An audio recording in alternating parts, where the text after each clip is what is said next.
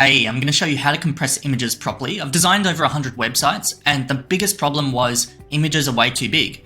And so I've found many ways and trialed a lot of different softwares out there to compress my images, but obviously it took me a while to figure out what the solution was, and this is it I'm going to show you.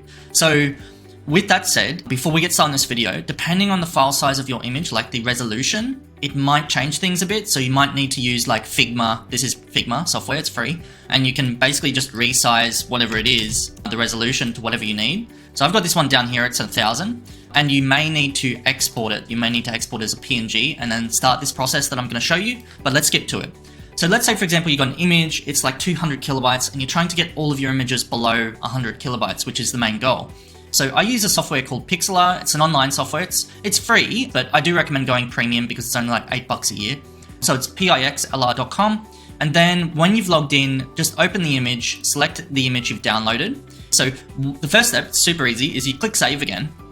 And then you change the file type to WebP. I just keep it as 90%, which is the default when you're switching over. And that's totally fine. A lot of the time, this doesn't lose a lot of the quality. So it brings it down to 164. So what was it before on JPEG? 188. Not a big difference in file size. Okay, but that's not where the magic happens. So this is good because it changes the format to WebP and it can be served on a lot of more modern devices. So we're going to click save and we're just going to save it under the same file name. And then we're going to go to our folder and we can see that even if you click in here, you can see that the first image was actually 817 kilobytes, and this is 164 kilobytes. So it's a huge saving already. And then the next step is to compress it. So what we're going to do is we're going to compress the one that we've just converted.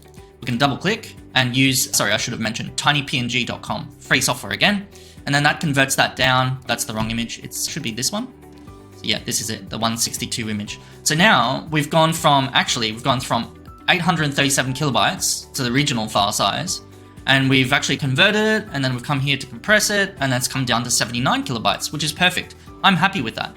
Just a little SEO tip here, I do recommend to rename the file name to whatever this is, like this might be a building project, and then you could inject a keyword that you want in here. Just describe the image, inject a keyword, and then when you upload it to your website, you can add that to the alt text just for SEO purposes, but that's a little pointer, a little tip. So that's everything. It's as easy as that. It doesn't have to be that complicated. Obviously, there are better ways than this that take longer. There might be better ways that are shorter. I haven't figured those out yet, but this is what works for me, and I've been doing this for a long time, and I definitely recommend that you do that across your websites as well. So if you've got any questions, let me know. Thanks.